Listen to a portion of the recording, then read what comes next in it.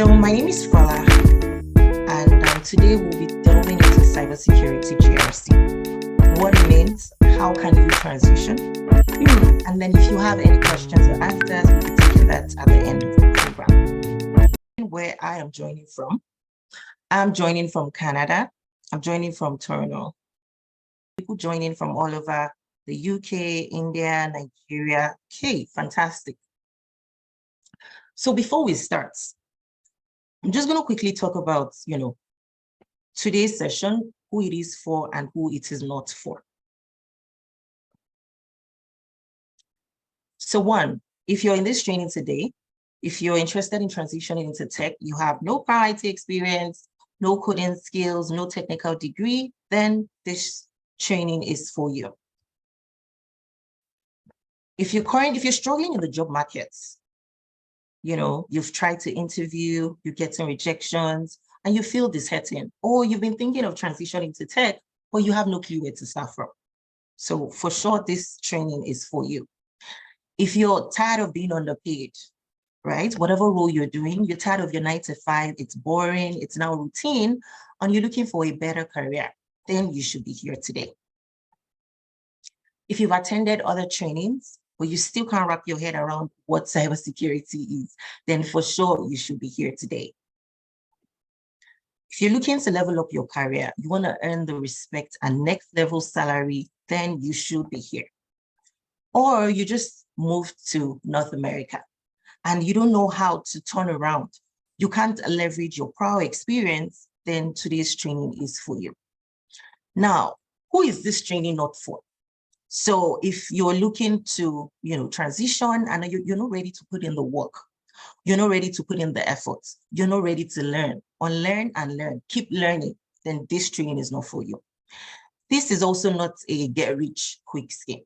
So today we'll be talking about a lot, but firstly, we're going to be dissecting what cybersecurity is, what GRC is, and if you're wondering what GRC means, it is governance, risk, and compliance.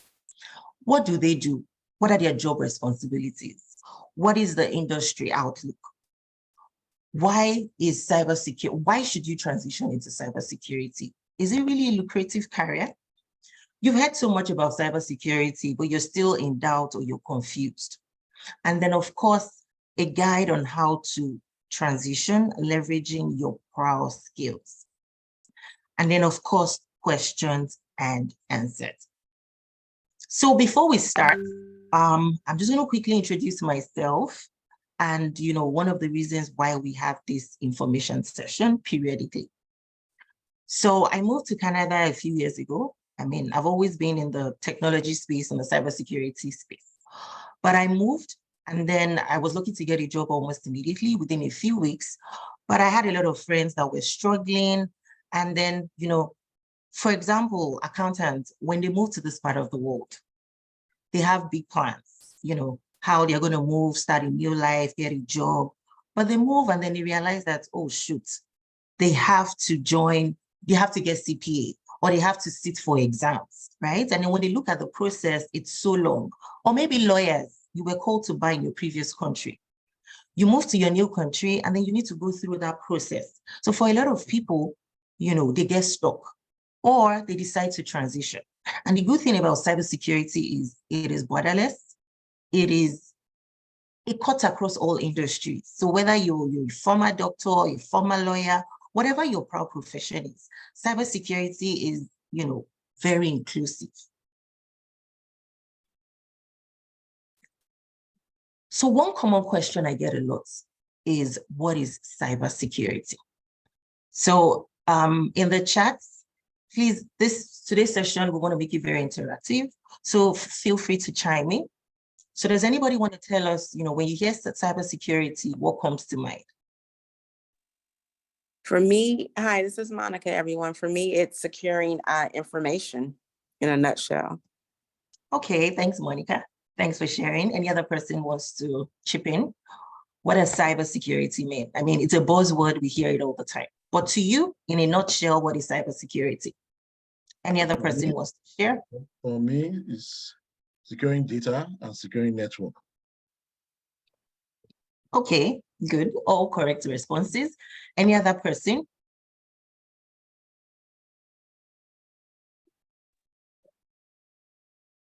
We can't hear you. Yes, securing information assets. Okay, securing information assets. Fantastic. Okay. Now, I just realized I haven't introduced myself. I guess I'm too eager to start talking about cybersecurity. So who am I? My name is Fola.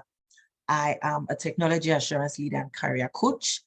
A little story about myself. I started my career in KPMG several years ago as an IT associate.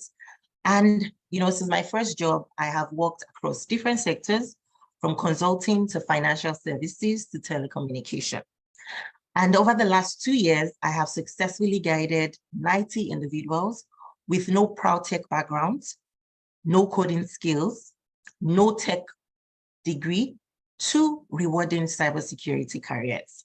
And I have been nominated for several awards. My experience cuts across cybersecurity, cloud and network security, information security, data privacy, security standards and frameworks. I don't want to bore you, with my skill sets, but basically I'm well-rounded in information security. Okay, so again, before we continue, Slido is a huge part of what we're going to be doing today. So if you're yet to join Slido, please do. In your web browser, in the URL bar, just type in slido.com. It's going to ask you for a code. The code is 2383015, or you could just scan the code on my screen. So we're talking about cybersecurity. A few people talked about cybersecurity, but I want to hear from others. In simple words, or if a little child asks you, what is cybersecurity? What is your response? Okay, so Damola, Monica have both shared their understanding of cyber. Any other person? Hi, my name is Olaide. If a child asked me what is cybersecurity, I would simply say cybersecurity is the way you secure everything around you, starting from like your door to your personal belongings, to your bank details, to your information, everything that associates with you, that when it gets out there, it becomes a vulnerability. It becomes something that can be used against you in any way, shape, or form. That's cybersecurity. Okay, thanks for sharing, Olaide. I like that. Cybersecurity for you is all inclusive. Okay, fantastic. So in simple terms, cybersecurity, is all about protecting your digital devices. When we say digital, we mean electronic devices, information, right? Anything, you can't feel or touch, anything that is online. So protecting your digital devices, your systems, and your sensitive information from unauthorized access, theft, or malicious activities. So basically, cyber means online or digital. So if you hear cyber, it just talks about your digital space. So your information, as long as you're connecting to other people, right? What this means is you're transmitting data from one end to another end. So you want to make sure that all your digital devices, your information, your identity, they are adequately protected from bad actors or from unauthorized access. In today's world, for a lot of organizations, to transform their business, to increase their revenue, they increasingly rely on technology. For example, we're all here today. We can all see each other through technology. We're using Zoom, right? A lot of people are joining from across the world, India, different continents. But thanks to technology, we're able to seamlessly connect and communicate with each other.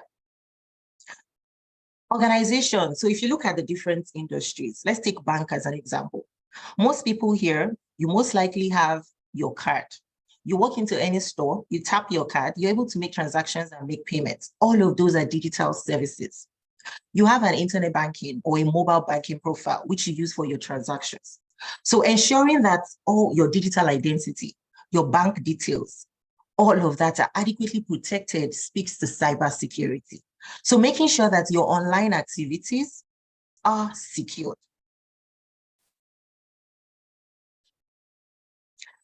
In layman terms, Olaide talked about physical security. So you can imagine cybersecurity as a logical padlock. You know, the way you have a door and lock that protects your physical assets. I'm sure everybody here in your homes, you have doors with locks. So that's for protecting your physical assets.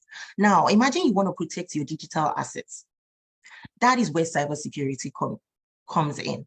So your cybersecurity are the tools, techniques, processes that you use in protecting your digital devices, your sensitive information from theft, unauthorized access, or malicious activities. Most times, if you take your phone as an example, I'm sure most people here, you either have a PIN or a password. Why do you do that? Because you don't want anyone gaining access into your phone. Why? Because of your information. Your mobile banking, especially for those that use like biometrics, maybe use your thumbprint to access your system. You want to make sure that all your information is secure. And in today's world with identity theft, you want to make sure that you make it really difficult for bad actors to steal your identity. So everyone here has a digital identity. Once you use a username or user ID to log in into the system, that's your digital ID. So for organizations today, if they want to transform their business, they want to make a lot of money, they need to rely on technology. Technology is a business enabler. Without technology, you cannot transform your business. You can't make more money. Most people here, I'm sure you use Amazon, right? You want to order something, you use e-commerce. When you're putting in your user details on the website, I'm sure we're all familiar with that padlock sign on the website. If you visit any website, is anyone here familiar with the padlock sign on the top left? Anyone? Okay. So do you know what that is? That just shows that that website is secure. And remember that when you're using any website, you're transmitting data. Once you enter your username and password and you hit send, that information is transmitted over the network to that organization's server. So you want to make sure that you have secured your system in such a way that all your information, whether at rest, in transit, or in process, is adequately secure. Similarly, with social media, we have profiles on Facebook, Instagram, TikTok, or the new social media platform, Thread. And why do you think that you use strong passwords? So when you're trying to set up your profile on any website, there are certain practices that you must follow. For example, you want to make sure that your password is at a minimum 8 characters long. It is alphanumeric. All of this is to make it really difficult for a bad actor to brute force your password. So cybersecurity is all encompassing. It looks at tools, processes, techniques, frameworks for protecting digital devices and information. So before you talk about GRC, the first thing you need to know and know very well is cybersecurity.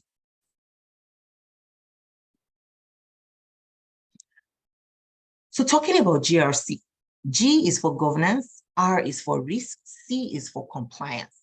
So again, before I go into what GRC means, is anyone here familiar with GRC and wants to share? Anyone? What does governance mean to you? And you don't have to explain it from cybersecurity. I mean, governance is everywhere. You have corporate governance. So outside technology, there's governance. So if you want to talk about governance, or in the chat. I can say. Okay. Go ahead. So governance to me means simply like the policy, procedure, standards that organizations have to put in place to run, like the health have to use HIPAA. Okay. Many other cybersecurity organizations use NIST. I think Europe uses the GDPR. Okay, GDPR. I see. Fantastic. Okay, so you are talking about standards and frameworks. So you're already a step ahead. Fantastic. Thanks for sharing, Alaide. So when you talk about cybersecurity GRC, it's an all-inclusive framework, process, or approach that organizations use to manage cybersecurity risks. Okay, so we've talked about what a cybersecurity is. I'm sure we're all familiar with what a risk is. So a risk is any event that can prevent an organization from achieving its objectives. Now, when we come to cybersecurity risk, anyone here, can anyone give an example of a cybersecurity risk? Anyone? Okay, so an example of a cybersecurity risk is unauthorized access to your system, right? Which may result to data breach. So when you talk about governance, as Olaide has said, governance speaks to policies, procedures, frameworks, committees that organizations use in managing cybersecurity. In simple terms, you can liken governance to traffic lights. So a traffic light controls the flow of traffic to prevent, car accidents. Similarly, what governance does is it helps an organization to plan and manage the flow of information as it goes from one system to another, and also to manage cybersecurity risks. So once you hear governance, think of guidance, and your guidance come in, the form of policies and procedures. So once you hear governance, just think of policies, procedures, accountability, process framework, a guide. And then when we talk about risk, what is risk? What does risk mean to you? So before we come to cybersecurity risk, let's talk about your everyday risk. What are some of the risks as individuals we're exposed to? Anyone wants to share? I'll share one. So Okay. I like doing investments and things like that. So, when I'm investing, a risk could be if I put all my money in one pile. Instead, I diversify that portfolio. So I'm like diversifying or minimizing my risk. So that's a good one right there. Perfect. That's a fantastic one, Jordan. So we're all risk managers one way or the other. When you want to make investments, you want to think, what are the pros and cons? What is the likelihood that I'm going to make money versus the likelihood I'm going to lose money? And if I do lose money, what would be the impact to me as a person? So when you look at cybersecurity risk, you're basically thinking, what can go wrong? So once you hear risk, it's almost like what can go wrong? So we've explained what cybersecurity is today. We've talked about, basically protect. In today's world, so many organizations, fall victim to ransomware attack. Okay, so in case you don't know what a ransomware attack is, I'm just going to quickly explain that. A ransomware attack is when a bad actor gets access into your system and then they encrypt all that information in such a way that you can no longer provide services to your customers till you pay a ransom. So imagine you go into your office one day, or rather you log into your organization's network, and then you see a message saying you have been hacked, you need to pay money to decrypt and have your information back. So in the last few years, so many organizations, have fallen victim to ransomware attacks. So that's an example of a cybersecurity risk. Okay, so guys, can we think of other cybersecurity risks? What can go wrong? If someone gains unauthorized access into your mobile banking app, would you say that is a cybersecurity risk?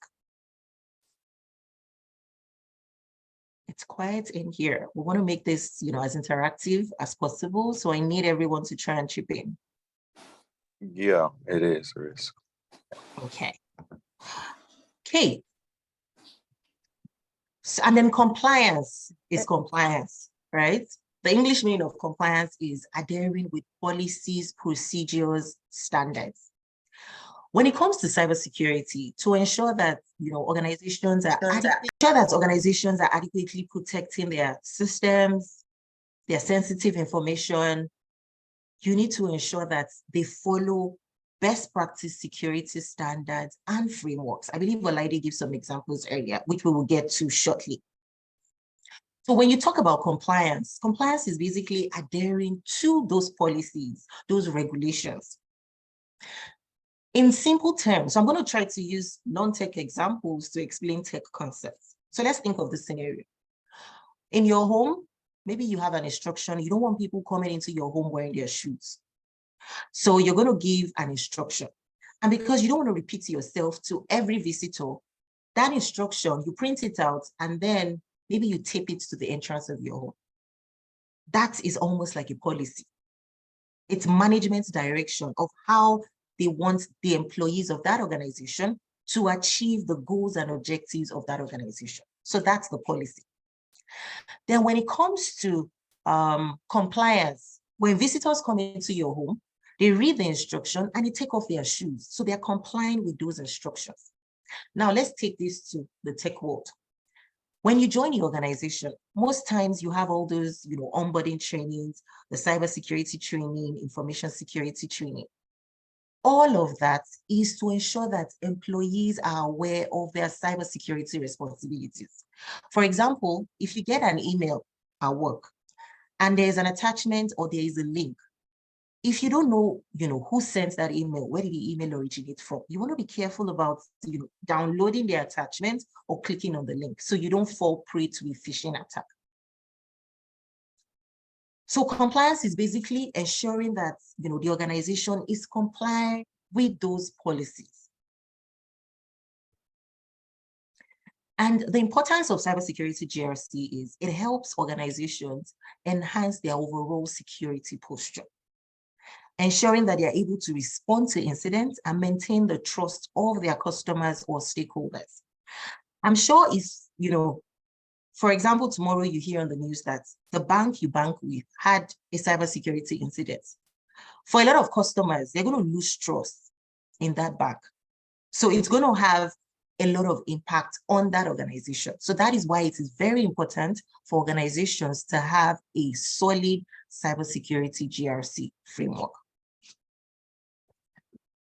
Okay, and I'm going to quickly talk about IT audits, just high level, and then I'll talk about the overlapping roles of cybersecurity GRC analysts and IT auditors.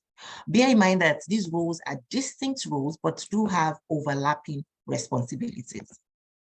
And I might not have mentioned this, but as I go on, if you have any questions, still on Slido, there's a Q&A, so you can start typing in your questions and then we'll go through those questions. So again, before I start, anyone here familiar with IT audits? I'm sorry, what was that? Anyone familiar with IT audits? Internet of Things? That's IoT, Internet of Things. Yes, So, I am. IT audit is a role, right? It's like a career path as well. So it basically involves, the evaluation of systems, their security posture, checking for loopholes, and providing an opinion to management on how secure that organization's systems are, the security controls they have in place, how secure are they? Now, if we see, I'm sure everyone can see the circle, on the right-hand corner of my screen.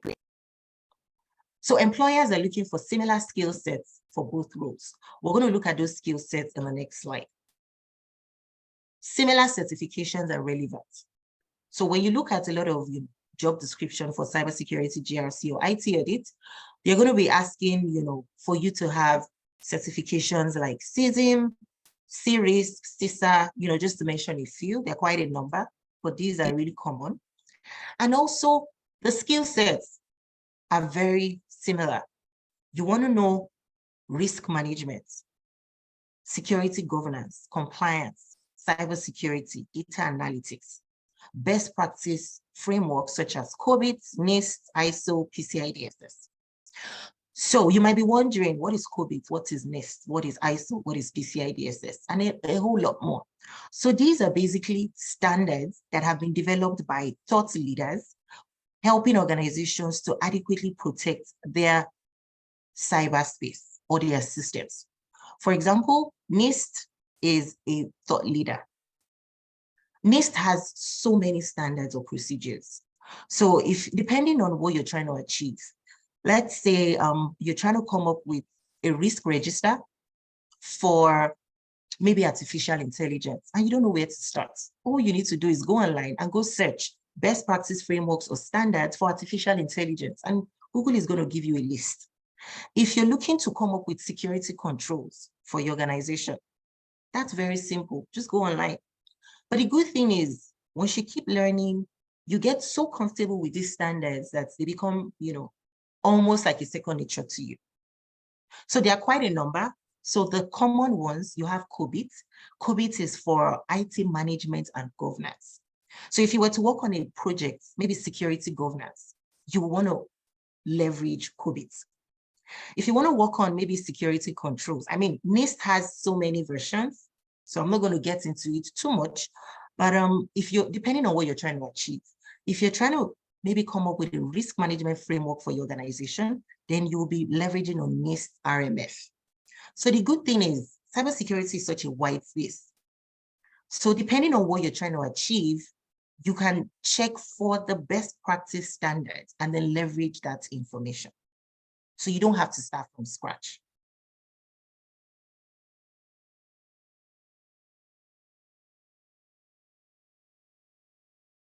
Okay, I see Monica is familiar with NIST 853. Okay, NIST has quite a number, so I'm just saying NIST series. But for cybersecurity, NIST also has a framework called NIST Cybersecurity Framework, NIST CSF. I know that a lot of people usually get confused with, so many standards and frameworks. I mean, the idea is not for you to know all the standards, from cover to cover. The idea is for you to know when to apply those standards and frameworks. So the 3 elements of GRC, which I have covered, I'm just going to quickly recap. So your governance speaks to policies, procedures, and controls to guide an organization's cybersecurity practices. When you talk about risk, the first step is you want to identify the risk. But before then, what assets are you trying to protect? Then from there, you can identify the risks. What are the risks prevalent to these assets? Then you want to assess the likelihood and impact. Likelihood means how likely is this risk going to crystallize? And if it does crystallize, what will be the impacts to your organization? Would it be catastrophic? Would it be minor? Would it be significant? So when you assess your risk, you then come up with a risk ranking, whether it is critical, high, medium, or low. So for those that are going to be working as risk managers, you need to understand risk, and you need to be able to manage, assess risk end to end. So you'll be working on concepts like risk assessment, risk mitigation, risk acceptance, risk threshold, etc. Some keywords, if you work in the risk space, you have a risk register or a risk log. So a risk register is basically a document where you have outlined the assets you're trying to protect, the risks that are prevalent. You've also done your assessments, you have your likelihood, your impact, you have a risk ranking, what security control. So basically a register that has all of this information. And then at the end of the day, you have your residual risk, meaning once you have put in safeguards or measures to prevent a security risk from occurring. A good example is to prevent unauthorized access to your system. What security control are you going to put in place? A good example is password. So strong passwords is something you might want to put in place. So again, I'm going to come back to everyone. If you want to prevent unauthorized access to your system, what kind of safeguards are you going to put in? I think you can enforce a 2-factor authentication. Fantastic. 2FA, which is what you know, your password, and then something else, maybe like a PIN, or you use like a soft token. Okay, so 2FA or even MFA. Something you know, something you have, and something you are. Yes, something you have, what you know, what you have, and who you are. So that will make the 3. So in addition to the 2, you can have another one that says maybe like a biometric, maybe your thumbprints, your iris prints, just to make it more difficult for someone to gain unauthorized access. Okay, and we've said compliance is like the easiest part, right? So you're just checking adherence. For example, if your organization says when people leave, they leave your organization, their access needs to be taken off. When you're checking compliance, what are you doing? You're just checking, oh, so number of people have left the organization. Have their access to the systems or the network, has it been disabled? Has it been revoked? Okay, so in terms of people transition to cybersecurity, the easiest and the simplest part of cybersecurity to transition into is GRC. And that is because it deals with the governance, risk, and compliance, which we've learned about today. And also because you have so many transferable skills. For example, we're all risk managers in one way or the other. If you want to go out at 2 a.m. in the middle of the night, you're going to be thinking, oh my goodness, what can go wrong? If this goes wrong, what do I do? So that is you having a risk mindset.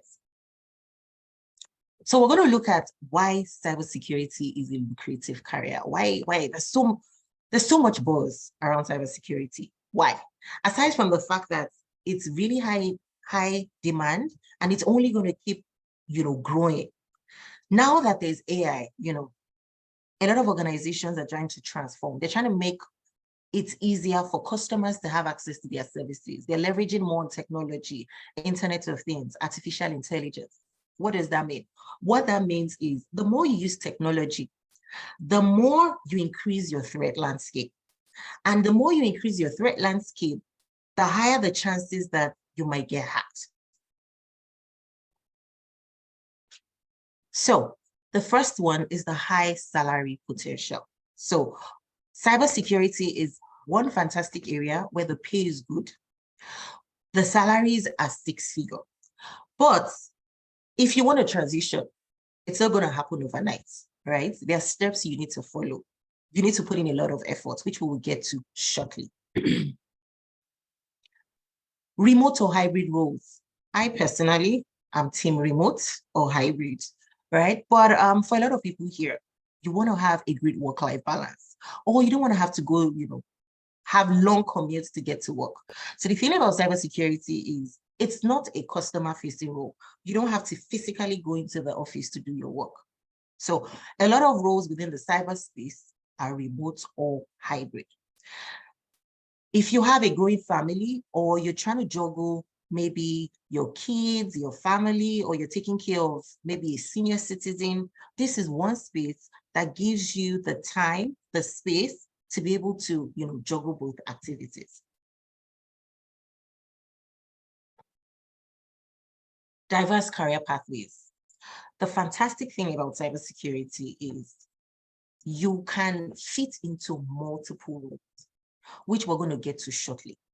It's also globally recognized. So if you're moving from maybe America to Canada or Canada to whatever country, you don't have to, sit for new exams. The certifications are widely accepted. Whether you have CISM from Nigeria or from America, if you move to any other country or continent, it's still going to be accepted. The roles are also globally recognized. So it's very easy to move to a new country, move across industries. So you can decide to start working with maybe a tech startup and then move into a financial organization and then maybe move around to consulting. It's that fluid and flexible. The fantastic thing about it is because of how that space is growing, right now there's a huge shortage of skilled workers. And we're going to see the numbers in the next slide. So right now, there are over 140 open roles that organizations are looking to fill. And of course, job stability. There are different opinions on AI, and it will be good to hear everyone's opinion today. Some people are of the opinion that, well, in a few years, AI is going to take over some roles. While some people are of the opinion that, well, in order for you not to lose your job, you want to increase your productivity leveraging AI, right? But either ways, in the cybersecurity space, as long as they're using technology, AI is technology, what this will mean is more roles are going to keep opening up.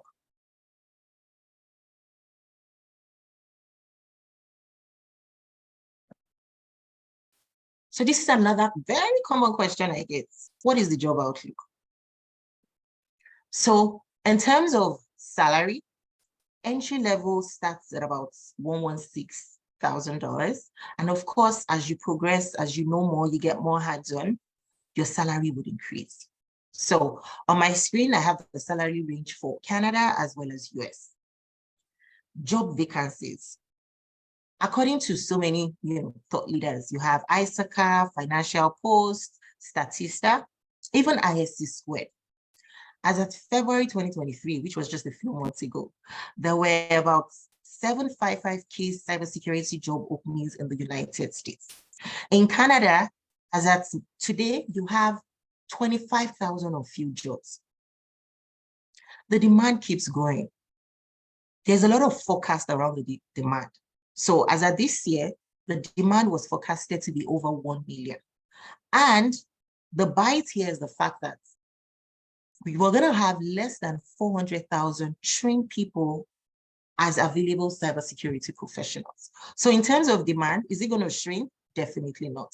It's only going to keep growing and widening. It's also been forecasted that by 2025, there are going to be about 3.5 million openings. Now, talking about women, in case you don't know, the cybersecurity space and the tech space is predominantly populated by men. So this is one space that we need more women. Currently, women hold about 25% of cybersecurity jobs as at the survey done in 2022. So if you're a woman, this is something you can do, and we're looking for more women in the space. We want to make it more inclusive and more diverse.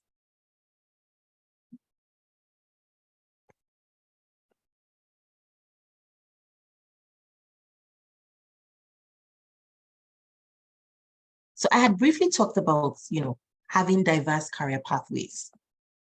So let's look at these pathways. As a cybersecurity GRC analyst, you can fit in so many titles. The truth is, there are so many roles that are cybersecurity GRC that do not necessarily have cybersecurity in the job title. I hear people say, oh, I've been looking for roles, I'm not getting jobs, I can't find. Well, what it means is maybe you need to change your approach a little bit. So you have cybersecurity risk specialists. This might also be called IT risk analysts. You have cyber controls assurance analysts, IT GRC specialists, compliance analysts, information security analysts, third-party risk management.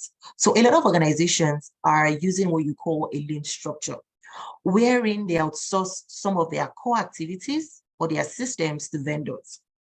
So, for example, most of us use Gmail, right? That's like software as a service because we don't have access to it. You need to connect to Gmail. So that's software as a service. You don't have any business, with the underlying infrastructure. So for a lot of organizations, most of the systems they use are owned and managed by vendors. As such, if anything goes wrong with the vendor, maybe there's a security breach, or maybe they have a disaster and they're unable to restore their systems, it's going to have a huge impact on that organization. So that is how this role called TPRM came into existence. And this is one area that keeps growing bigger and bigger by the day. You have PCI DSS specialists. So PCI DSS is the standard for the payment card industry. So for organizations that store or process card data, they need to comply with PCI DSS. So this is a very niche area where you need to know PCI DSS in and out. And then you have IT auditors. So when you talk about IT auditors, you can either be an external IT auditor that works with maybe one of the big fours or a consulting firm, or you have internal IT auditor, which is you work for an organization and are paid by that organization. So you're not a consultant. You have SOX analysts. I wasn't even sure about the program, but I still continued with the program. So I did the program. I learned a lot from the program. I listened to the recordings over and over again. I wrote CISA's post-class support that she gives, and there's a community that you can reach out to. I met fantastic people from the group. So I changed my mindset. I continued working hard, and I wrote the exam again. I wrote CISA exam again, and I passed. I also wrote CC, that's certified in cybersecurity. I passed that as well. So when I passed those exams, it's kind of motivated me again. So I continued what I was doing. I did a lot of interviews.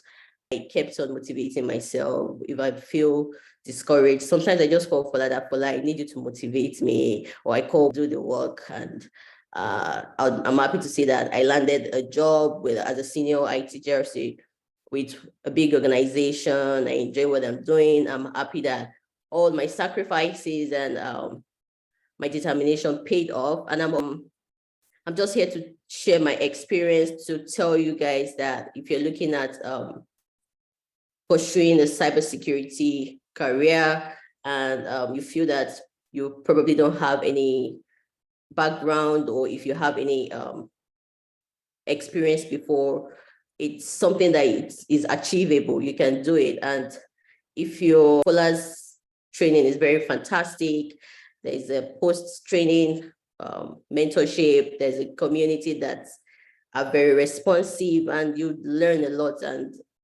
it's a decision that you'd not regret taking or making. So I just wanted to share that with everyone, and I hope that was helpful. Thank you so much, Oyi. So I'm just going to quickly talk about Oyi a little. So Oyi was a banker. From her prior experience, she was able to leverage her transferable skills. As she mentioned, she failed to start the first time. So why are we sharing that? Is to know that, transitioning can be easy and can also be difficult. So you need to be consistent, you need to be committed, and you must be open, and you must be fixated on your end game, right? There's light at the end of the tunnel. Oyi got, I believe, was it 2 or 3 job offers in 1 week, right? So that's what we just wanted to share today, just to encourage someone. People reach out to me via LinkedIn and they complain to say, oh, I've been doing this. I mean, it's not magic, right? You need to know that you need to put in the work, you need to learn. Cybersecurity it evolves, right? You might learn something today and then tomorrow, you have new issues, new threats. So you need to keep reading, you need to keep researching, and then for sure you will be good. Thanks, Oyin. Thanks so much for sharing.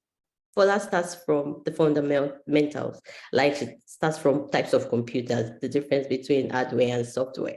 So it's like from the elementary, then she builds up on that. Then she makes the program as interactive as possible. If you have any questions, you can always reach out and ask during the program or even after. Then there's she gives us assignments where you would have to conduct research, and if you have to submit that assignment before the next class. Of course, you want to.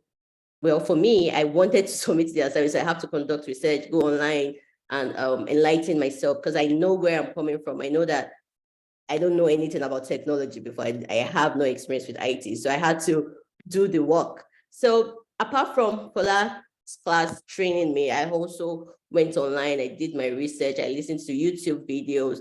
So I had all those together, and it helped to get information from everywhere and just add everything together. And also, when I do my interviews, when I do interviews and I mess up, I know I messed up. So I call and say that, okay, when I was doing this interview, this was what I said. I said, oh, you should have said it this way. Or you should say, okay, you can reach out to this person. This person is in this field. You can ask the person for advice on how to do better the next time. And I took all those notes. I have, what I did when I was doing interviews, is that I list out all the questions that I think I didn't respond to well. And I do research so that I'll be able to respond to them better the next time. So those were the things I did personally as an individual to just make it easier for me. She joined the training. First of all, she decided, what she wanted to do. She wanted to transition. She came up with a roadmap for that, how to get there, action steps. And then she joined our practical training. So the training is very hands-on, where you get to use the tools you'll be using when you start working. So the intention and the way the training has been designed is to make you job ready. So you'll be using, different tools such as ServiceNow. ServiceNow is such a huge tool. You have ServiceNow GRC. You use that for GRC. We use Qualys for patch and vulnerability management. So basically, you want to be very hands-on, because interviews of nowadays are not theoretical. You want to make sure that you have the industry skills and experience.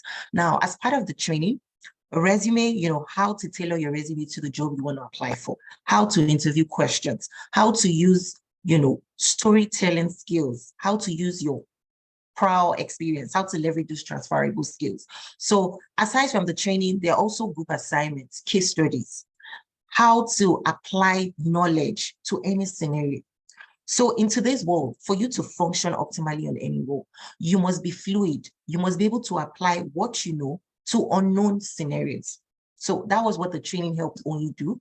And then she started applying for jobs. Not only that, she had to build her tech portfolio. So she mentioned that she wrote 2 exams. So she wrote certification in cybersecurity, she wrote CISA, and that way she was able to build her tech portfolio. And she started applying for jobs. The post-training support group, in there you get job referrals, you get support. When you go for interviews, it doesn't end there. You need to come back, put your thoughts together. Retrospect, how did the interview go? What did you say wrong? What did you not answer properly? Do some research, reach out to your network, right? So Onyi was able to do all of that. And then of course, with the support, she was able to get her job. So Bamidele, have we answered your question?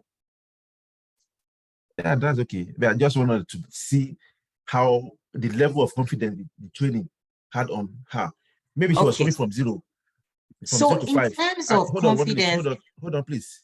Bamidele, you know what? I think I have a slide for your question. So if you don't mind holding until then, just so we're able to cover more because of our time. That's okay.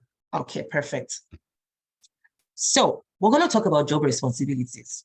We've talked so much about cybersecurity GRC, but what exactly, is expected of you on the job? So one, very key, risk management. When we look at your transferable skills, I believe Jordan shared earlier about risk. Everyone here, in one way or the other, you assess your risk. You assess the likelihood and the impact. This is like a daily activity. If maybe it snows, the weather is bad, and you want to go out, you're going to start thinking to say, okay, is it really worth it? What if I go and this happens? What am I going to do? So that is you basically assessing your risk. If my tire were to blow or I have a car crash, what is going to be the impact? So that's you assessing risk. Now let's bring this to cybersecurity. Identifying cybersecurity risks, assessing these risks. Resources are limited. So what this means is you need to prioritize the risks. You need to prioritize so you can focus on the critical, high or medium risks. And of course, when it comes to budgets, you know that technology, we're not customer facing, right? So we're more like a cost center. We help the organization achieve its objectives, but we don't directly contribute money. However, for us to function properly, we need a lot of money from the business. So that is where risk prioritization comes into play. And after this, once you know your risks, you now want to look at what are the security controls, what are the measures or safeguards you need to put in place to prevent those security risks from crystallizing. For example, we've talked about using strong passwords, using 2FA or multi-factor authentication. And then you have security governance. So back to risk, of course, this is just high level what you will be doing. So when you talk about risk management, there's still other areas. For example, your TRA, threat risk assessment, your threat modeling, managing a risk register. So security governance. Here, you're going to be working with different stakeholders, especially senior management, because they are the ones that govern. They provide direction in how the company is going to go. So you work with senior management to develop security policies, standards, procedures. You want to make sure that there's accountability for cybersecurity within your organization. So here you're looking at policy development, policy maintenance, aligning those policies with best practice security standards, which we mentioned a few. We talked about NIST, ISO. You also have Cloud Security Alliance for cloud and some other ones. Then enforcing those policies. So when we say enforcing, this means ensuring that your organization is complying with those policies. And compliance management. So we've talked about the various security policies. You have internal policies that are developed for your organization. You have relevant laws or regulations your organization must comply with, depending on the industry. Also, you have some regulations that are specific to the jurisdiction in which your organization has a presence in. So we've talked about PCI, COVID a bit, we've talked about NIST, you have GDPR. So if your organization maybe stores information, or maybe some of their clients are residents in Europe, then they need to comply with GDPR. So as part of compliance, you're checking, are employees really complying? Are systems really complying with your hardening baselines? Have they been hardened properly? How do you check for compliance? By testing. So this is where you're reviewing.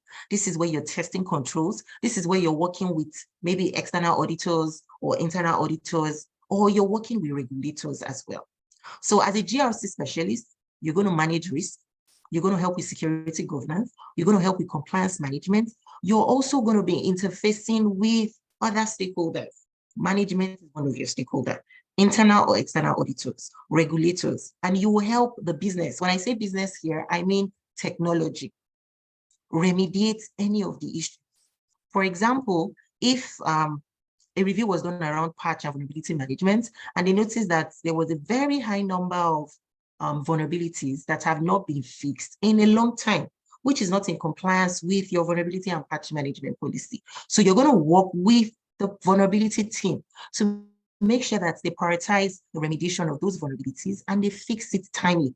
If they're unable to fix these vulnerabilities, maybe because of budget issues or whatever the issue might be, then you want to work with them, making sure that at least they put in compensating controls in place. And you have stakeholder engagements. So within the GRC space, you're not going to work alone. Remember that your job is to help the organization come up with a holistic security framework. So what this entails is you're going to be working with different stakeholders. You're going to have conversations with different technology teams. You might be speaking with maybe the blue team. Today, you might be speaking with the coding or the programming team. You might be speaking with the change management team. You might be speaking with, different teams within the security space. You might be speaking with the networking team. You might be speaking with system administrators, the firewall administrators, your Active Directory administrators. So stakeholder management is really, really key. Knowing how to manage stakeholders. And the good thing about stakeholder management is it's not necessarily technical, right? Managing people, clients relationship management, it's a soft skill. You have security control evaluation. So in this case, you're looking at security controls. Remember that security controls are safeguards, measures you put in place to prevent security risks from crystallizing. Basically, a control you want to put in place to prevent unauthorized access, to prevent your organization's information from being breached or stolen. So this is where you look at what's your information security triad: confidentiality, integrity, and availability. You want to make sure that you put in these security controls in place to help protect the confidentiality, integrity, and availability of your organization systems, as well as sensitive data.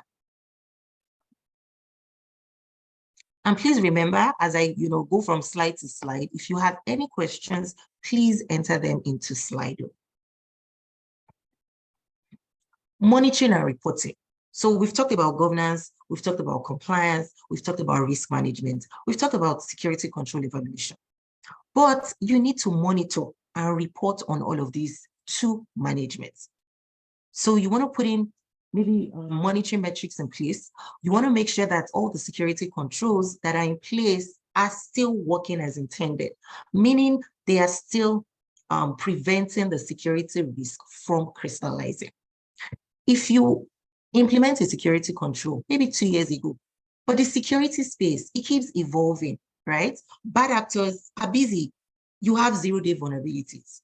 And bad actors, they keep thinking, coming up with new ways of bypassing security controls. So what this means is, as a GRC specialist, you also need to start thinking, forward thinking, to say, okay, you know what? With what's going on within the cybersecurity space, with what is going on right now, this control will no longer protect this system adequately. So it needs to be tweaked. So that's what monitoring and reporting is all about. Reporting is when you provide reporting to management, maybe your security committee, your STECO committee, so top management, senior leadership. You have security awareness training. So remember that for organizations, the weakest link in their security are people. At times, you train your employees, you train them so much, you even simulate phishing attacks. But what if a bad actor sends a phishing email that looks very genuine? And then all it takes is for one employee to click on that link or to download that attachment. That attachment, unknown to the user, might have a Trojan horse or a malware as soon as you download that attachment, it starts running in the background. And before you know it, it can start hopping on your network. So security awareness is very key. And as a GRC specialist, you're also going to be working to make sure that employees of that organization are adequately trained. They should be aware of their security responsibilities. Very key. That is why when you join any organization as a new employee, you go through, all that onboarding training that covers cybersecurity, information security. And it's not a one-off process. It also needs to be updated, revamped to keep up with security trends.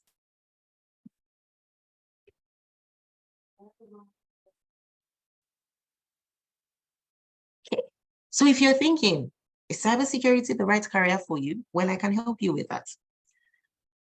As cybersecurity professionals, you need to have a blend of technical skills, very important. You also need to understand the business. Remember that technology supports the business, and the money for technology comes from the business. You also need to have fantastic communication skills because you're going to be liaising with cross-functional teams. So some of the transferable skills that, will come in handy in the cyber GRC space. One, for those that like mysteries, what this means is you have a risk mindset. Your thought process is very analytical. So in the real world, when you are performing reviews, maybe a risk review, you want to look at, what is the residual risk? What are the compensating controls? Having that mindset, it's very easy for you to perform optimally in this role.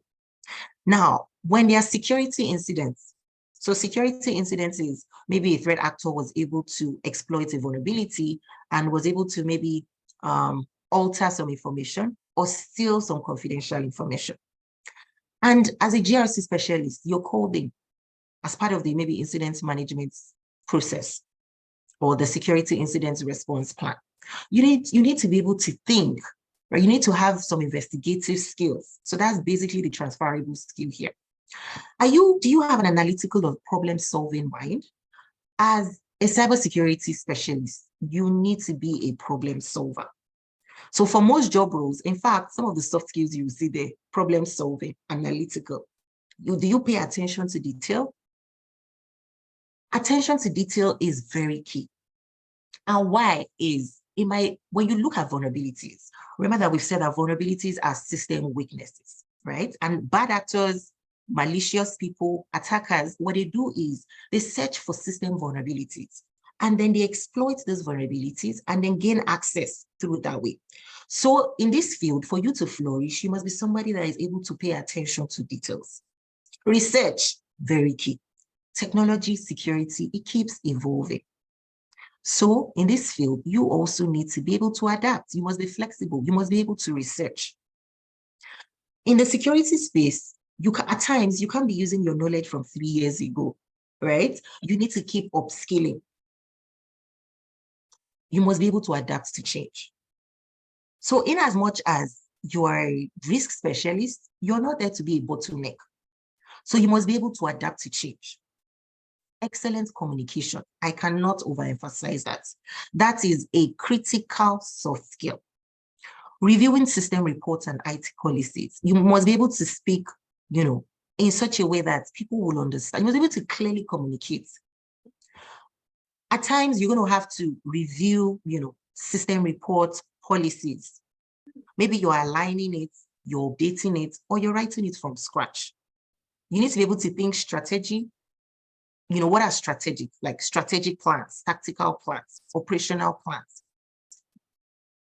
And you need to have a risk mindset. That is very key. As a security specialist, you must always think, ahead. Remember that bad actors, they are thinking, as we're talking now, new viruses, new malware are being created and are being released. Zero-day vulnerabilities. So zero-day vulnerabilities are system weaknesses in which no patch exists for it. So you must have a risk mindset to say, okay, this can go wrong. So what can I do, even if it goes wrong, to minimize the impact?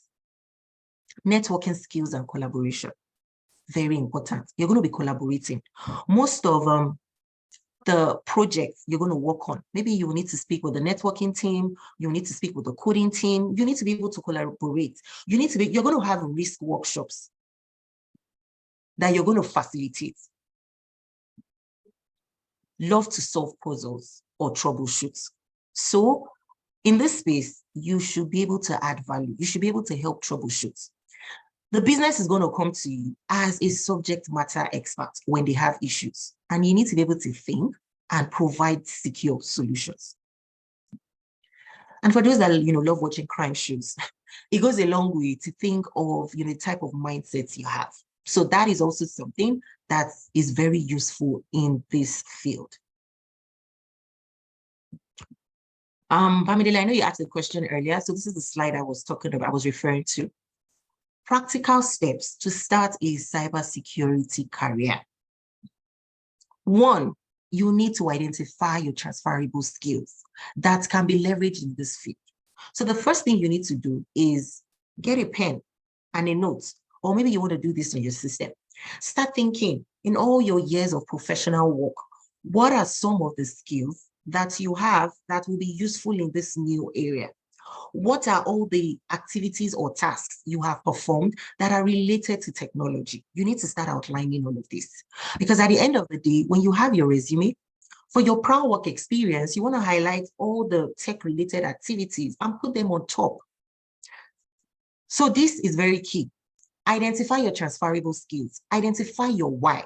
Why do I want to transition? What are my career goals? What do I want to achieve at the end of the day? If you don't have a goal, it's almost difficult or almost impossible to achieve that goal.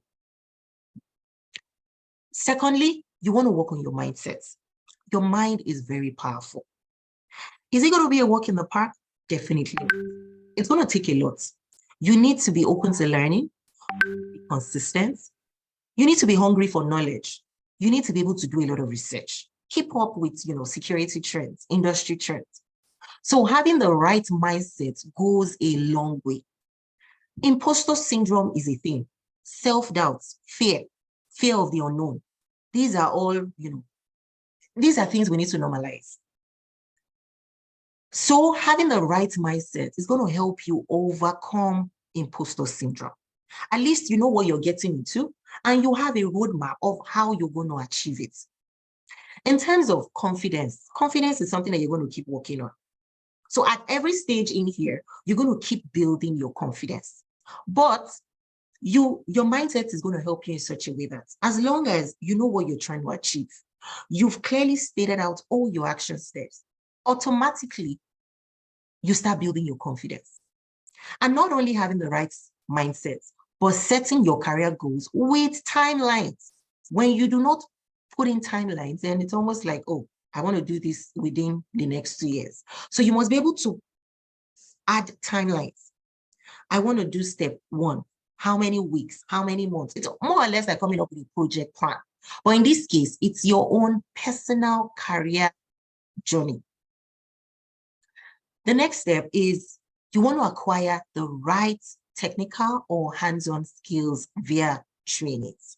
So before you even get to this point of, oh, I want to join the training, you need to have done 1 or 2.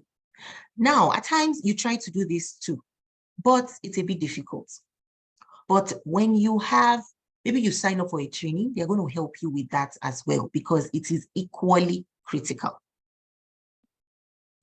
And then you want to start building your technology profile. So what this means, people ask me a lot of times, and is it possible to transition without having certifications? Now, there's no right or wrong answer to that. People get jobs without certification, but look at it this way. You are competing with other candidates for the same roles. So you want to be very competitive. You want to have a competitive edge. You want to put your best foot forward. So what does this mean? If you can take certifications, then it's an added advantage. So I recommend to people, if you're looking at transitioning, then you want to start exploring. What certifications should I take? Now, within the security space, there's so many certifications. So you don't just hop and start, writing an exam. You need to first of all think, which area do I want to transition into? And then you now think of relevant certification. So once you have the hands-on training, you have the right technology portfolio, then you want to start working on your resume.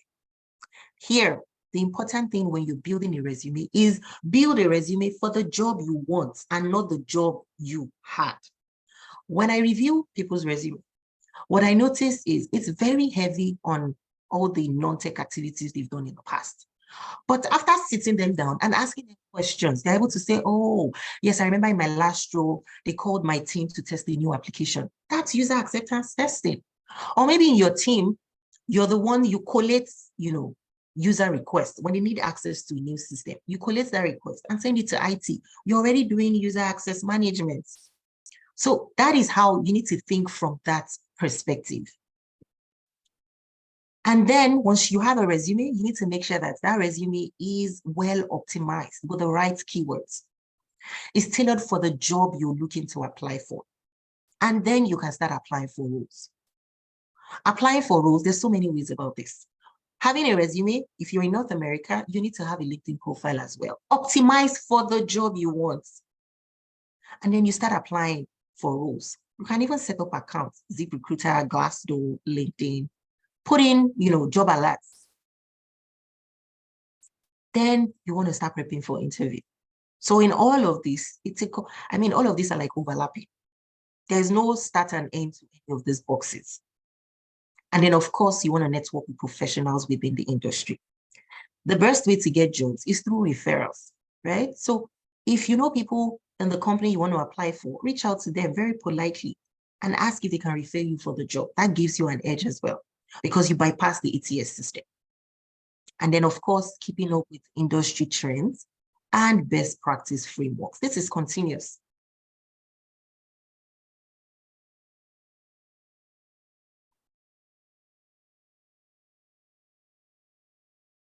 So I've touched briefly on this to say success factors, very key. You want to earn six figures, everybody wants to earn figures, but are you ready to do the work to earn six figures? That is the question. And transitioning with no prior experience, is it going to be easy? No. Is it possible? Is it doable? Yes. These are things you're going to always have: imposter syndrome, self-doubt, fear. But as long as you're doing the right things, when you have an interview and you're so prepared for that interview, automatically it helps with your confidence. But you have an interview and you're not well prepared, you're going to be all over the place. So that is where you need to remind yourself of why. Why did I start this? What do I want to achieve? Have other people done it? Were they successful? It's a continuous process.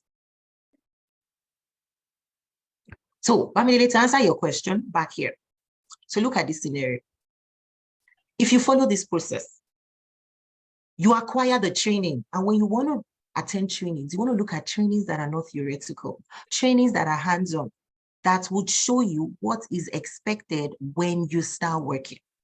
You want to attend trainings that when you complete those trainings, you still have the support, because the truth is, it's not an easy process. You need a coach. You need someone that is going to handhold you throughout the process. When you start doubting yourself, you start doubting, oh, can I really do this? Can I achieve this? You hop on a call, right? And remember your why. And that is why, it's very important to document some of these things. So when the doubt comes, when the fear comes, you go back. What stage am I in? What do I need to do? Surround yourself. Remember, we talked about networking with professionals.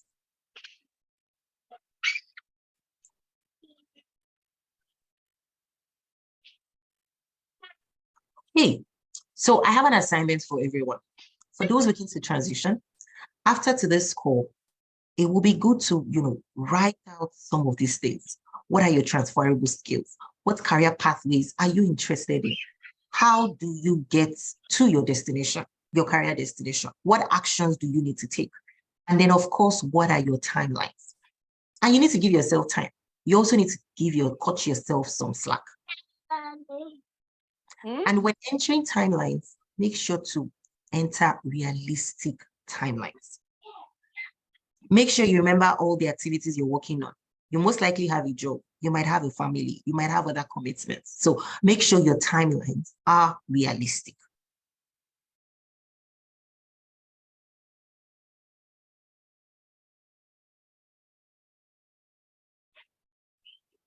Okay, so this is another success story. Unfortunately, this person might not be able to talk. She had a conflicting engagement. So this is an optometrist that became a project manager and who is now a PCI DSS specialist. So she had done her work from project management. She had about intermediate tech knowledge. And, we worked with her to build her brand as a Cybersecurity GRC specialist. We helped her leverage her transferable skills, very important. And the art of storytelling. Interviews nowadays, oh my goodness, for anybody here that has maybe attended interviews, you'll notice that it's not theory. If you go Google, it's not Google answer. They are going to give you a scenario, and then they want you to apply your knowledge to answer that question, speaking to that scenario. So this is something that Google would help for sure, but you need more than theoretical responses. You must learn the art of, applying the information you know and how to tell a story with that. She has the relevant certification. When she joined the class, she was very determined. She had even come up with her timelines before joining the class. Before she took her training, she had started reading for her exam. And right before the training ended, she had written her exam. And she started networking. So networking, I'm sure you're not hearing this for the first time. When you create your profile on LinkedIn, you need to start connecting with people within the profession you want to transition into. Go read their job description, start doing your preparatory work.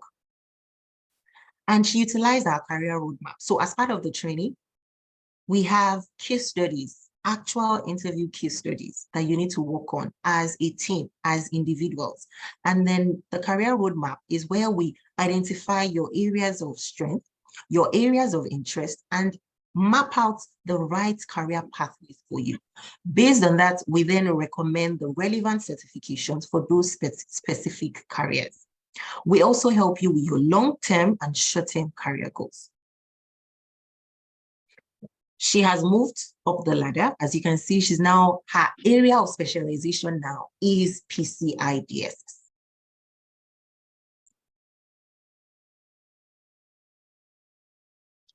Okay, so these are just, some messages, showing you about how people successfully transition. This person took her training and she got a role as a cybersecurity analyst. This other person took the training and got a role as a incident manager. This person got a role as a TPRM specialist. And, different success stories from different people. These are people that do not have any tech experience. They do not have a computer science degree. They do not code.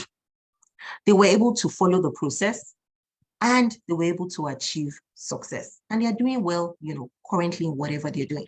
And the best part of it all is they didn't have to go back to college. They didn't have to borrow money to go back to school or go take a 2-year or 3-year course. A lot of people reach out and ask me, I'm in school, I'm not getting jobs, what do I do? Right? So again, knowledge is only one of the many steps. So how can we help you?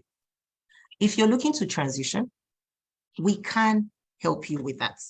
You've seen testimonies of ordinary people who have transitioned successfully. And, okay, I need to, okay.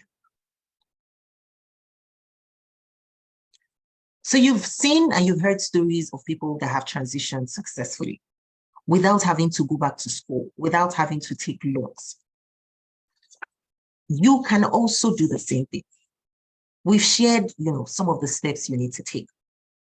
But of course, as everything, time is limited. So unfortunately, this program was only for 2 hours. So there was just so much we could talk about. There's a saying that says all road leads to Rome. If you want to achieve something new and you keep repeating the same old steps, you're not going to achieve anything new, right? So it's time for you to take a different approach. If you've been on the internet, researching, I'm going to talk to you about a program we offer and how it will benefit you. And the best part of this is, for those that have attended this information session, there is going to be a discount, a limited time discount. So what is our cybersecurity program? On today's call, we've established that one of the easiest areas for people with no proud tech experience to transition to is cybersecurity. So this is a 10-week program designed for beginners with no proud tech experience, and it equips you with the necessary technical skills and industry experience.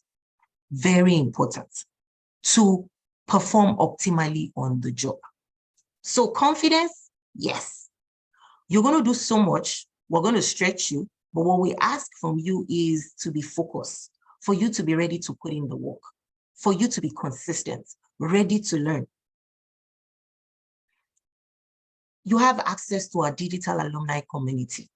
In our alumni community, we have so many people that have moved up the ladder. People at different career pathways, different stages of their lives. You have access to this community, and in there, because technology is not a static space, it's something that keeps evolving. So we share information in there. We hold workshops to handhold you through the process.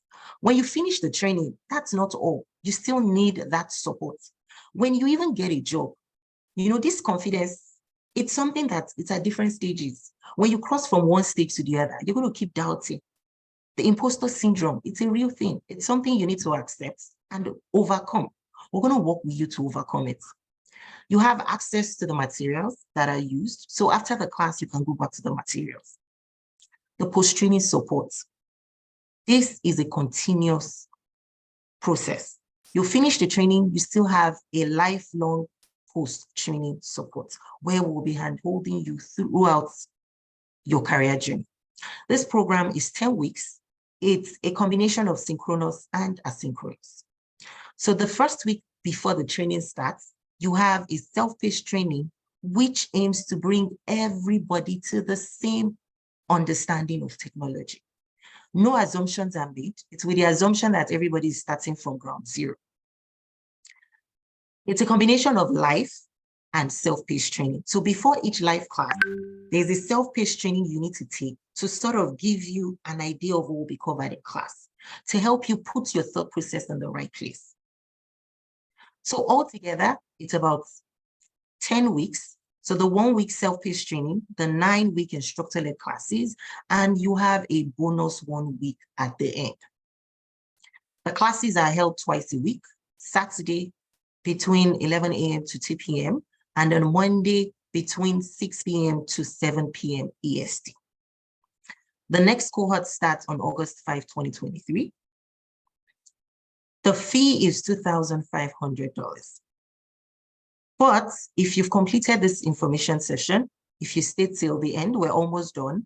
I'm going to be sharing some codes that will give you a 20% discount on the training within 72 hours.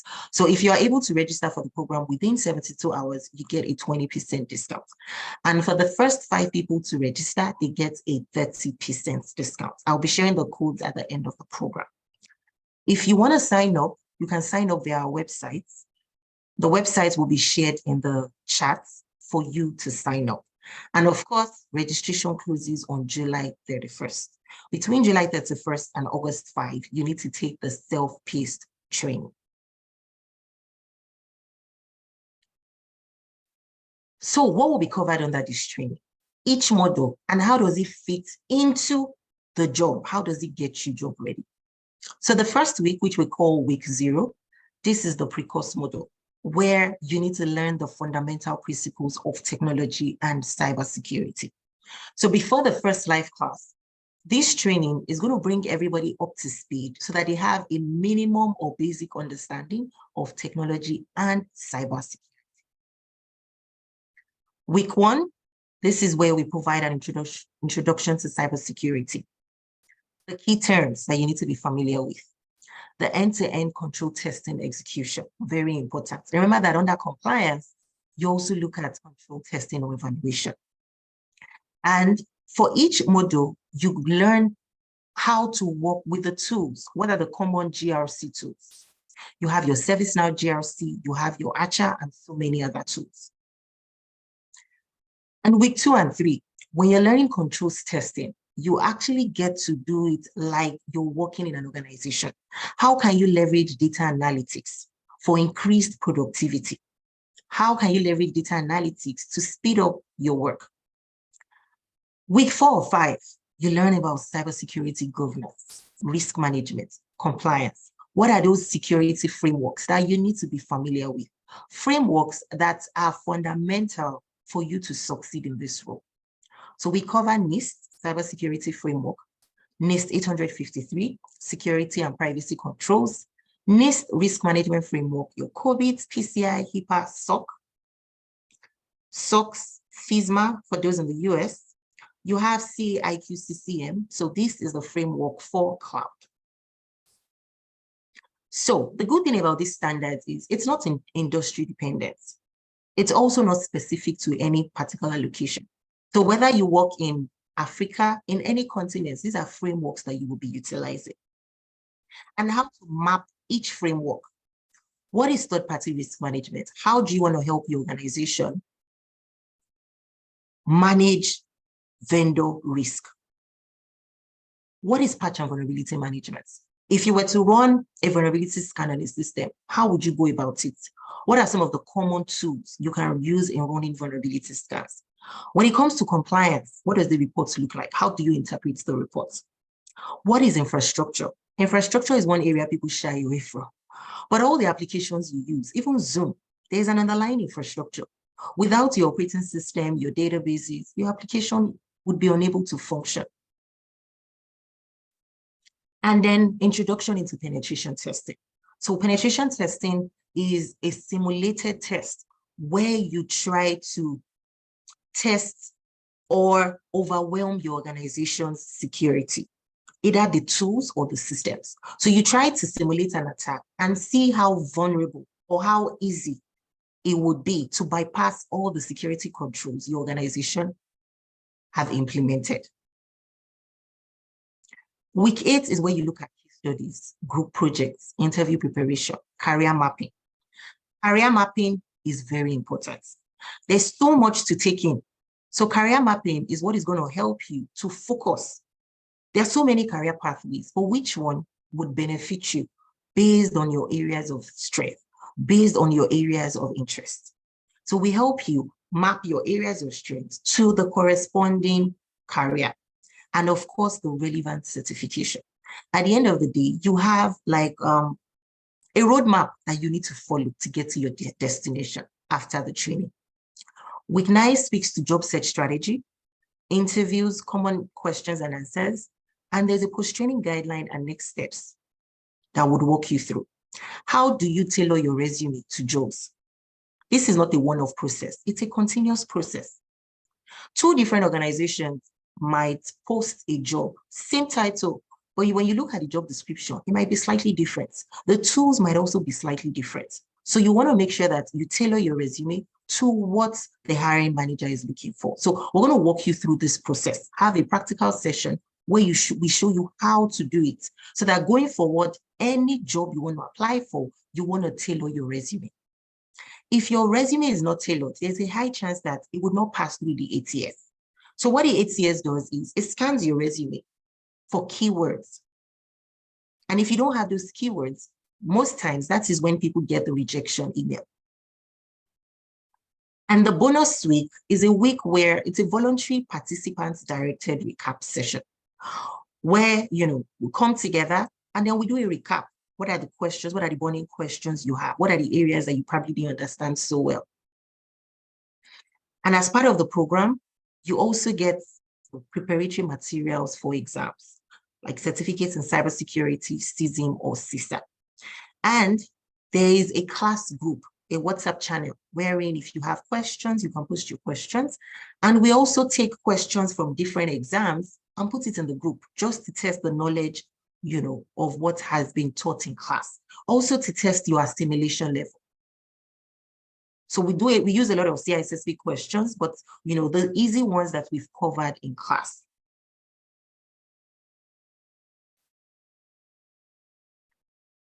So our brand and how we can help you.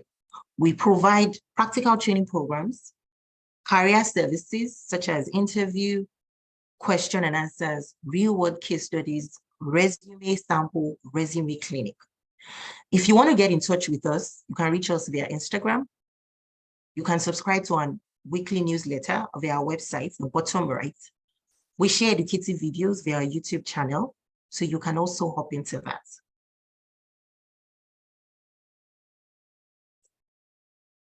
Okay, so now we're going to go through our questions. I see we have a lot of questions, so we're going to go through that. So our first question is, any specific GRC certification one can take apart from CISA, CISM, and CRISC? Okay, so it depends on what you're trying to achieve. CISA, CISM, and CRISC are some of the common security certifications. So it depends on the type of career pathway, but there are quite a lot. You have GIAC, you have CompShare Security Plus. I mean, there's so many exams. So for the person that sent in this question, if you have some specifics, then I might be able to recommend some specific exams. So what is the cost of the training, and does it come with any plan, any payment plan? Yes, it does. So the training cost is 2,500 Canadian dollars. It comes with a payment plan. So you can split your payment into two.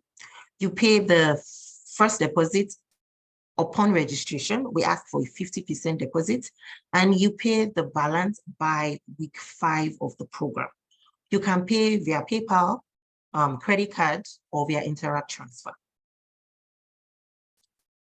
Okay, someone asks, what is a SOX analyst? So SOX is Sarbanes-Oxley. So basically what you'll be doing is making sure that for the systems that process or generate financial statements for your organization, you want to make sure that security controls have been implemented, have been designed adequately, and are operating effectively. So that is your role as a SOX analyst. The cybersecurity need a skill in coding. Well, cybersecurity is really broad. So it depends on the cybersecurity path you're looking at. But if you're looking at cybersecurity GRC, you don't require coding. But if you want to do other cybersecurity technical programs, like you want to be a penetration tester, you might need to know coding or at least scripting. So if you need to work on maybe operating systems like Unix, Ubuntu, then you will need to know, because Unix and Linux systems do not have a GUI. GUI is graphic user interface. So the screen looks like your command prompt where you need to enter some commands or scripts. But for you to do GRC, you do not require coding skills. But for some other more technical cybersecurity rules, coding would help you be more productive.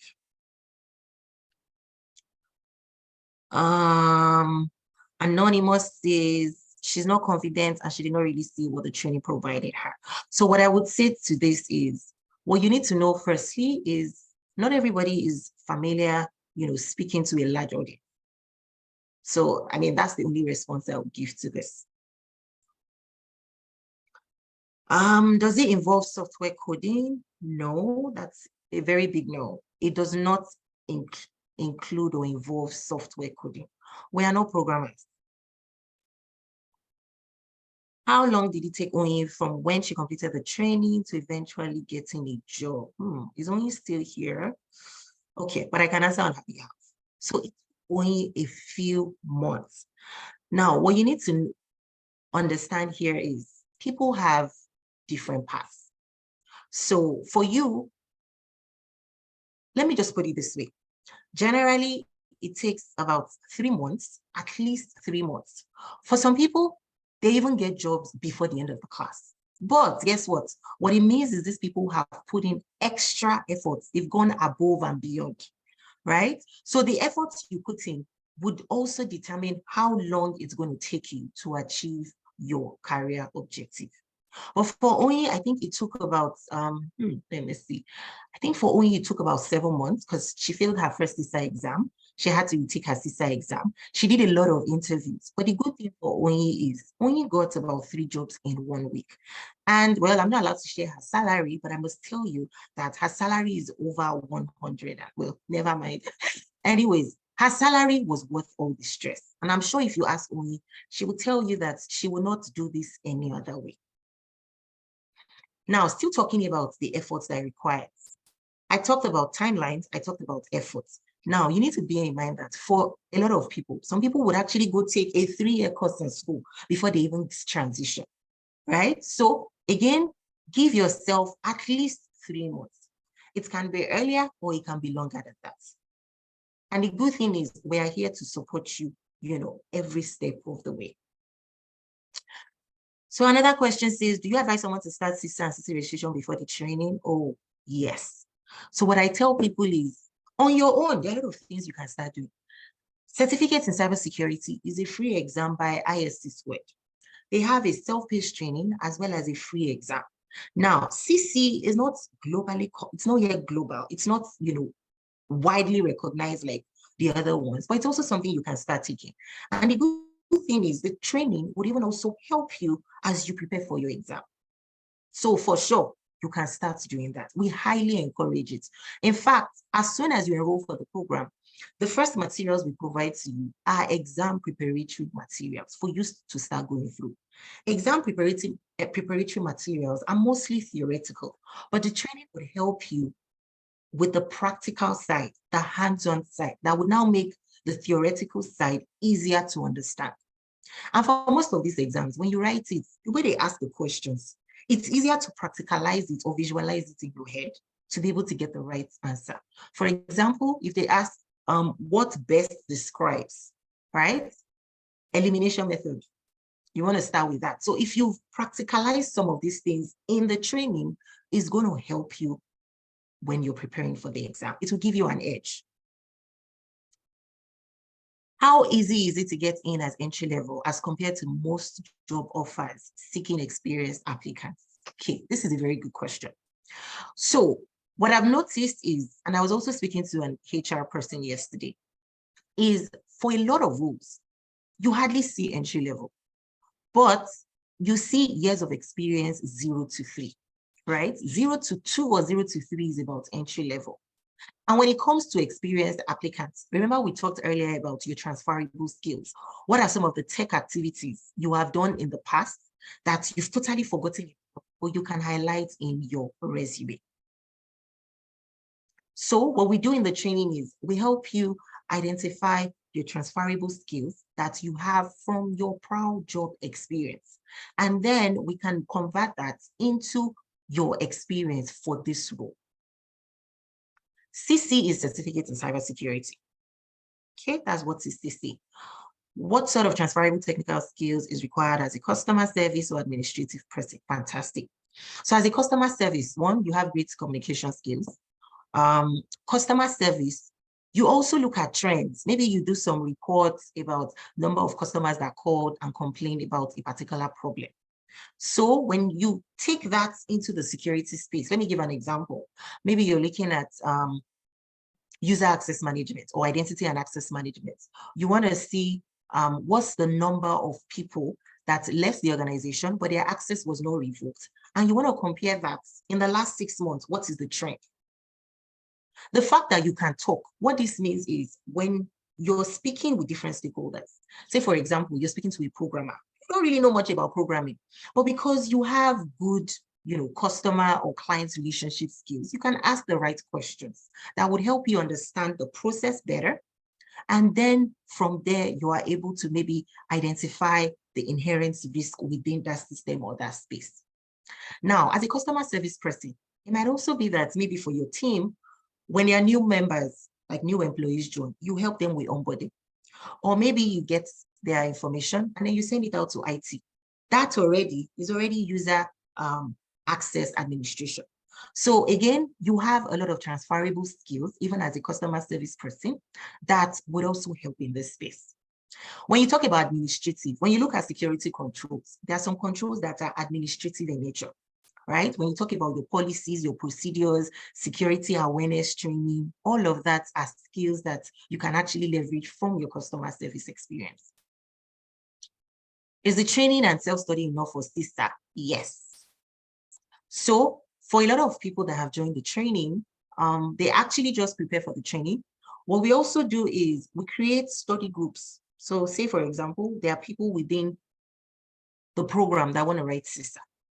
And then we create a self-study group for CISA. And then there they are able to talk, meet each other, exchange information, or to even hold themselves accountable to pass CISA. Now, bear in mind that you might not even need to write CISA. I mean, CISA is Certified Information Systems Audit, right? You might decide that, you know what, now that I know more about this area, rather than CISA, I want to write something else. Is resume coaching is included? Okay, as a question. So there's that ongoing coaching throughout the program. So we show you how to tailor your resume. And then from time to time, we also hold resume clinics in the post-training support group. Okay, fantastic. I see we've answered all of the questions. So thanks so much for joining.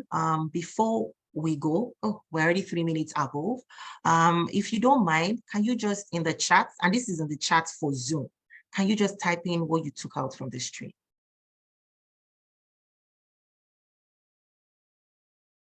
So will part payment be available for the 20%, 30% discount? Yes, it will be. So in the chat, I'm going to put the discount code. So while I do this, can we please just type in the chat, what did you learn? What did you not know before that you learned from this training? While I post the discount code in the chat.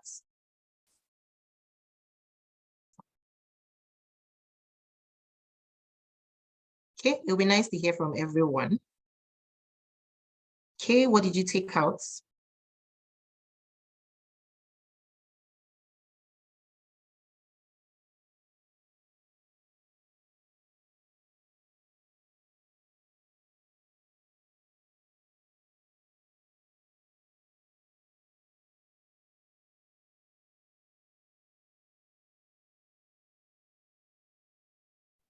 Okay, I'm seeing in the chat. Okay, fantastic. So I'm just going to post the code in the chats.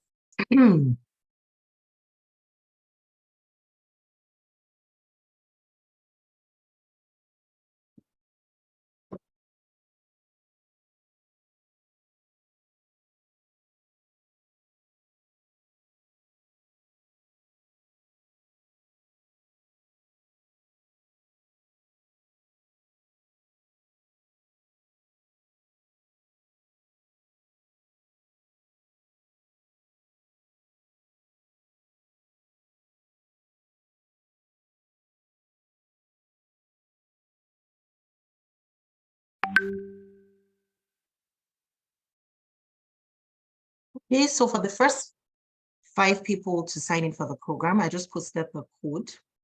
It is AFCIS 30%. So you can apply that when you're trying to check out. And then okay, so I see more questions. I might have enough experience as an agile PM to transition into cybersecurity. Okay, I'm not sure if this is a question or a comment, but I totally agree with you. Yes, agility, I mean, everyone is, very agile nowadays. So the fact that you're already a project manager, I mean, there are a few things you already know. I think for you, you're even a step ahead, because what this means is most likely to do your current job, you already speak with a lot of IT people. You already know a lot of security keywords. Is it a must to have conscious security plus to cybersecurity plus? Again, remember, certifications are not mandatory. It's only going to give you an edge. So it's not a must, but we recommend that you have. So look at it this way.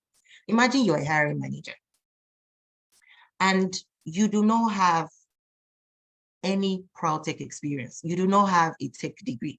So on your resume, you have maybe accounting or law, and then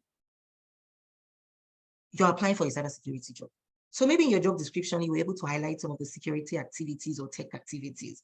But what a certification would do is it will show that you have been certified by widely recognized industry thought leaders as knowing your stuff, as knowing security, as you have passed the exam. So that is what it's going to do for you. Now, do you have to write Security Plus? Not necessarily. There are other exams you might consider. So writing exams is just to give you a competitive edge. over the other applicants. And recall that at the end of the day, you're going to be comparing your resume to other candidates' resumes. So having this certification in your resume goes a long way. Okay, I just posted the code. Oh my goodness, I keep posting the code to Monica. Okay, sorry about that. I'm just going to change it to everyone. Okay, so you should see it now for the first 5 people, and then the 20% discount. And again, after this call, we're going to send an email out, and this code would also be outlined in the email.